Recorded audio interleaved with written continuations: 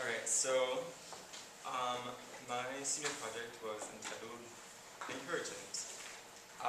My big question was, how can students receive and share encouragement to know that they are loved and to combat the factors of depression? So, the problem that I focused on was depression and low self-worth. This stuff kind of became important to me this year because I became good friends with someone who deals with medically diagnosed depression.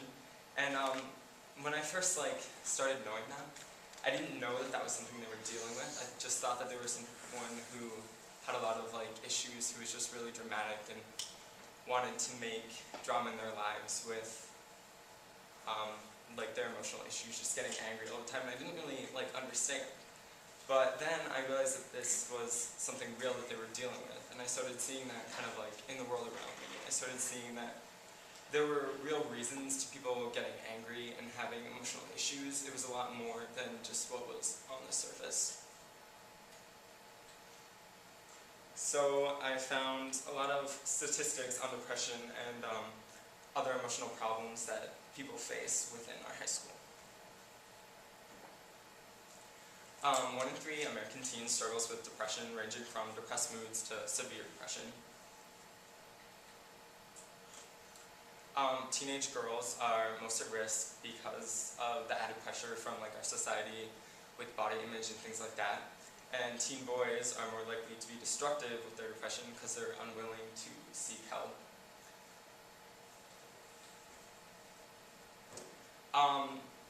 So clinical depression is something serious that involves biological issues, but what most people deal with are things called depressive moods, which is just periods of feeling upset due to outside factors. These are everyday people, like all of us, who deal with emotional lows within our everyday lives. Depressive moods lower the self-image of a teenager and cause them to feel that they're worth nothing. When we get really low, we just feel like no one cares and that there's not really even a reason to be here. And that's why 30% of depressed teens abuse substances, and depression is the leading cause of teenage suicide. So there are lots of factors that go into depressive moods and just getting upset about the world around you. Loss. People can get depressed when there's a family member, a friend, or a pet that has died or left your life in some way. Like if there was a big breakup or just anything. When people leave, you mourn their loss, and that gets you upset. It can give you a depressive mood. Recent falling out or a breakup. And then change is also a factor. If your parents are experiencing marital problems or have been separated or divorced, that's a cause of depression because things have changed within your family and you have to cope with that change. If there's a parent or someone you depend on that has become unemployed, and if you had to move or change schools recently. And I just wanted to touch on this because this is something that I personally had to go through when I moved here my freshman year. For a while I was having trouble with dealing with that, leaving all my friends behind, and that was another factor that motivated me in the project that you'll see in a minute. There's also abuse that leads to depression. If you've been emotionally or physically abused or bullied, if parents or people close to you abuse alcohol or other drugs, and if you are put down because of differences. And then the last factor is failure. This is one that I feel is largely overlooked because it definitely deals with everyday people, like successful people that you view as successful. If you experience pressure from others about achieving high expectations. A lot of us being in AP classes and being towards the top of the class, we have really high expectations for ourselves. and sometimes we know that we can't always meet them. And that's a big factor that can lead to depression within our lives, and that I think we can all relate to. There's also if you're just unsuccessful at keeping or making friends.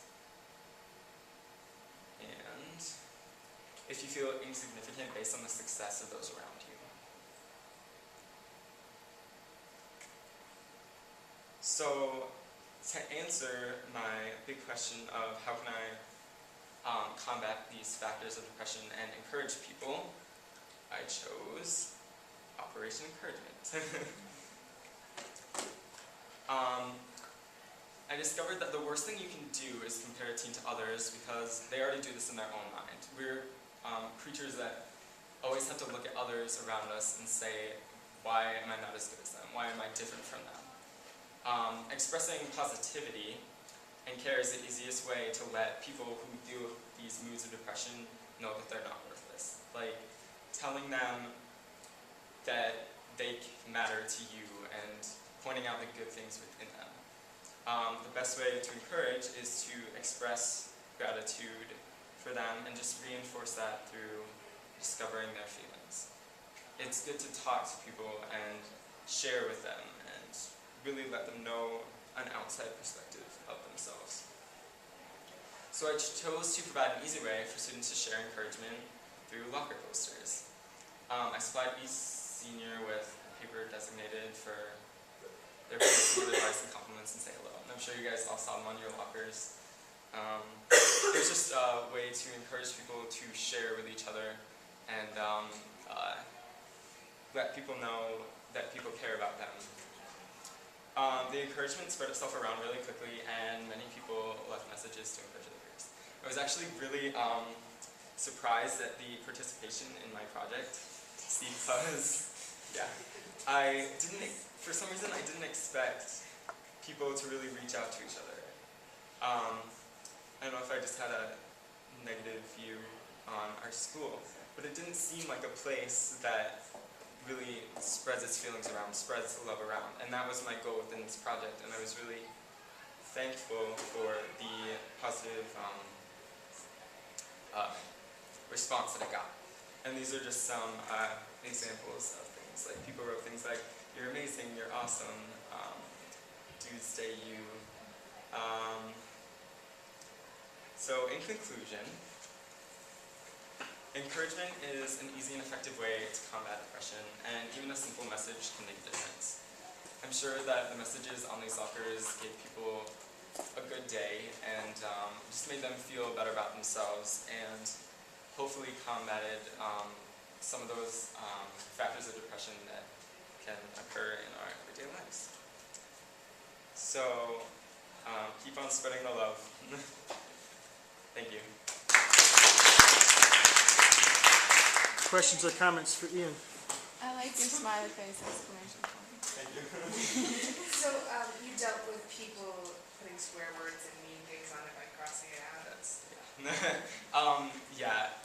I knew kind of going into this project that I was going to have to deal with the other side of this. Like when you give people an opportunity to encourage each other, you're also going to be giving them an opportunity to like put each other down. And I knew that was something I was going to have to deal with. So after school, almost every day I was going through crossing out negative things, and I had people help me. And so that was just one way to help that. But I was actually surprised that most of the things put on there weren't used in negative ways. Yes, they had like profanity and things that didn't fit with the school code, so they had to go, but they weren't used in a negative way, which was encouraging. Did that surprise you, or?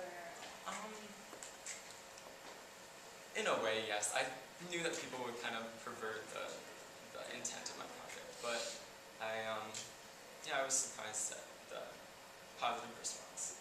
I do want to say, though, that it's commend you for going around and checking that and having people help you to cross that stuff off, because when you allow that stuff to remain, then what you're telling people is that stuff is okay.